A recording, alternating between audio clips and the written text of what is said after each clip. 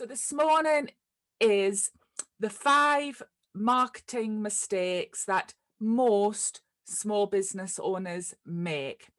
And this is not me running through a big long criticism of you're doing this wrong, you're doing that wrong. Not at all. Not at all. It's a gentle observation of what I've seen over the many years of training and mentoring and working with clients. So it's going to be really relaxed. I don't have any slides, just nice and informal. And then that way, when I go into the room with my group, you'll have a sense of knowing me. I haven't just been a voice behind a PowerPoint. Okay. So let's get straight into it. I'm going to give you the 5 mistakes and then the 5 tips of how you can try to not make that mistake. And then they'll all come together with hopefully a nice, good, strong marketing learning point at the end. So the first mistake that most small business owners make is, and you have to imagine this has got a hashtag on the beginning. So it's hashtag all the things, all the things. And what that means is that most small business owners try to sell all the things. Imagine walking into a shop and it is full of stuff. Okay, it's not an Aladdin's cave, a bazaar, and it's all jewels and gorgeous smells and, it's just a shop that is higgledy-piggledy, floor to ceiling and full of stuff. And you walk in and your anxiety levels rise and you're looking for an excuse to get out. Sometimes as small business owners, our marketing comes across as though it's that little shop. And that is because, excuse me, guys, I'm just going to put my timer on. Speaker fail. Oh my, it's because we're anxious and we think we better sell everything. We have to show everybody that we do everything.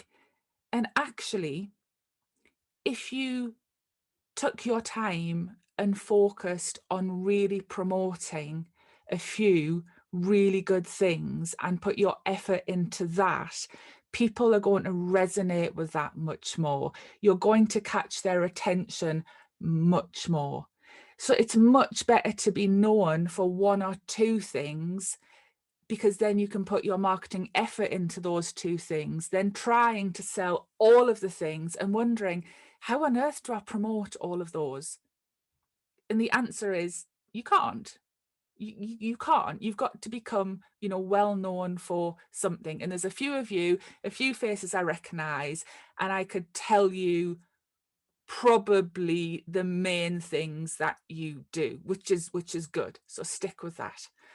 So what do I want you to do? Instead of all of the things, I want you to do some of the things. Go and give your business a bit of a review. And when you join Mint, you get the digital copy of the Mint planner for the year, and it helps you do all of the reviews and helps you with your marketing. But do a review and see if you can find, Nick said in the chat, having a niche, having a specialism, what could you really pull out and focus on? So my thing is helping business owners get started with their marketing so they get into good habits. And it's helping small business owners. Okay? So there's something quite specialized there. I'm not saying I help everyone, I help, all of the big businesses. So focus on some of the things. The next mistake leads on, and in fact, all of the mistakes are like this. They're really interconnected. So the next one is another hashtag, all of the people. Small business owners try to sell all of the things to all of the people. So you can imagine that the way I teach it is, imagine you've got a sink, a normal kitchen sink, and it's full of tiny little people. It's crammed of tiny people, okay? And they're all bobbing around and they're all having a great time. And you're thinking, oh my God, who do I sell to? Who do I market to? I better talk to everyone. I have to talk to everyone. And because you're trying to sell all of the things, you're like, I better talk to everybody as well. And then on top of all of the chatter and the hubbub in the sink, you've got this tap, and this tap is flowing all of the time. And there's Facebook marketing, not from you, well, from you, but your competitors as well, and all of the other people out there. There's people are getting emails, they're seeing Facebook posts, they're going to networking events. There's just marketing coming out of them at this tap all of the time. And you're there going, hi, can you buy something from me? Hi, all of you. It doesn't work. And you can see as I'm talking to you, my shoulders are up and my voice is high pitched, and there's this anxiety. So I don't want you to talk to all of the people. I want you to look in that, that virtual sync and go, you're my person, you're my person, you're my person. Turned my phone off. See, this is what happens when it gets hot. You just you lose the plot a little bit, don't you, when the warm weather comes. Find those people in the sync that are yours. I call it perfect person. Other people call it ideal client, buyer persona. There's trainings galore on this inside of Mint. You talk to some of the people, because it's much easier. So say I spot Carol, I'll pick on Caroline because I know Caroline, and I'm like, hi, Caroline. Right. Oh, Caroline, yeah, there's Caroline. Oh, she's a definite one for me. Hi, Caroline. Could I let you know about my thing? If I say my thing, she's like, yeah, I'm too busy. Hi, Caroline, can I let you know about my thing? And suddenly her attention in that sync is like, oh, that's interesting. I've got her attention. Then I keep marketing and I keep marketing. And in the way I train this sort of marketing sync, people who want to work with you, they put themselves inside the pipe and you do a bit more marketing, and they squeeze themselves down, and you do a bit more marketing, and they keep squeezing themselves down the pipe until eventually, pop, they come out of the end and they're a customer. So if you've seen sort of a sales funnel, a marketing funnel, that's my take on that. But you just need to put fewer people in that funnel and then market to them and talk to them and look after them, and they're much more likely to pop out at the end as customers. So to avoid that mistake, I don't want you talking to all of the people. I want you talking to some of the people. It's so much easier to catch people's attention, to bring them into their world, into your world, when they get a feeling that you're talking to them directly. So you're only going to sell some of the things to some of the people. Number 3, I do it this way around. Number 3, the next mistake is that lots of small business owners, this is maybe the biggie, spend all of the time, hashtag all of the time marketing. But actually, they don't. They think they do, but they're not. They're spending a lot of time faffing and flapping and worrying about doing marketing and looking at the plans that they've got. And actually, they end up doing nothing, because talking to all of the people about all of the things is incredibly overwhelming. Like, where do you start? And as a small business owner, when you set up your business, you are amazing at what you do. But you don't suddenly wake up on that first morning of business and have a marketing degree or marketing experience in your head. So we do learn and we do make mistakes as we go. But I think quite often we put ourselves under so much pressure because we think we have to do Facebook and we have to do emails and we have to have a great website and we have to be doing this and we have to be doing that. And so what happens is you probably either end up spending none of the time on your marketing because you get so anxious and you do nothing. Or what I see, which is where all of the time tends to go, is you're on your phone and you're like this. Facebook, Instagram, comment, chat. And I say to people, so you're doing your marketing? Yeah, I'm on Instagram and I'm on Facebook. So what are you doing strategically on Instagram and Facebook? No, I'm just scrolling. How much time? Oh, not much. Can you put your tracker on and just do your normal scrolly thing and tell me how much time you're spending on Facebook every day. I just want to ask at this point, Yeah. put your hands up if you're one of those people who spends quite a lot of time faffing, honestly.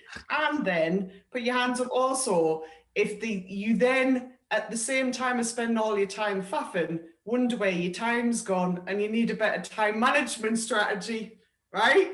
Because we spend so much time faffing and scrolling, and then we get people saying, Nick, teach us how to manage my time better. And this is honest, it is. It's a process, and you know, you learn in your marketing and you learn in your business all of the time. I mean, since I met Nick, I'm not quite sure how many years ago now, not decades, can I just point out from what you said before, I am not that old.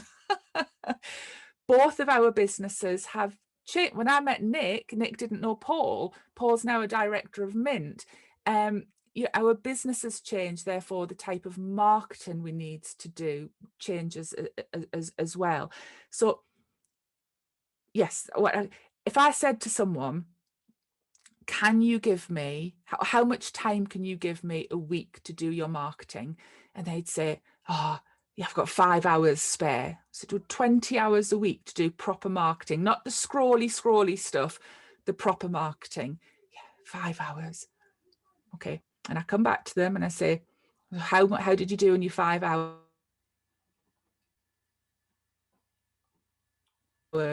Oh, well, I only really realized I had 2 hours because it's here and we had to do this, especially post-pandemic life and pre-pandemic life. So my advice is always set the scrolling aside, look at your diary. And I know everyone's lives are higgledy-piggledy and every week can be different, you know, and my life is like that. But on average, what is properly, realistically, the least amount of time you can spend on your marketing? Not the most, the least. And then what can you do in that time properly?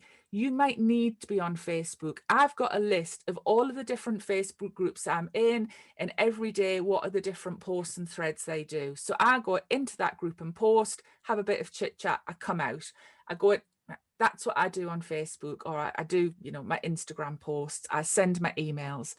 If you've only got properly an hour and a half a week, you've only got properly an hour and a half a week. But I would rather you spend that hour and a half doing proper good marketing, because that's still like 6 hours a month.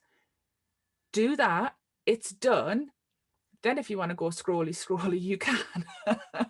But really, guys, less time gets you more results because you become focused. So which really naturally brings me on to number 4, which is the next mistake, is that lots of small business owners try and do all of the marketing things. So another hashtag, all of the marketing things. If I was delivering this with PowerPoints, these would be like flashing up with big, you know, big hashtags, all of the marketing things. As a small business owner, we've just figured out you do not have the time to do all of the marketing things. You do not have the skills. If I said to you now, go and set up Tailwind for Pinterest, hands up, who could now go and do Tailwind for Pinterest? Well, none out of everyone. Epic. Yeah. Okay. There's the next training course, Michelle. So you don't have the skills, you learn. I've been through more email systems and, you know, hot dinners, and I am learning all of the time. I've got this gorgeous new pop-up thing on my website with a new app thing, which is we learn all of the time.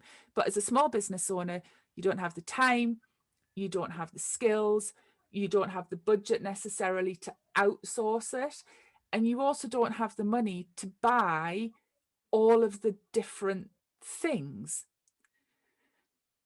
So now you know who you're talking to, you know what you're selling, you know how much time you've got to talk to the people about what you're selling.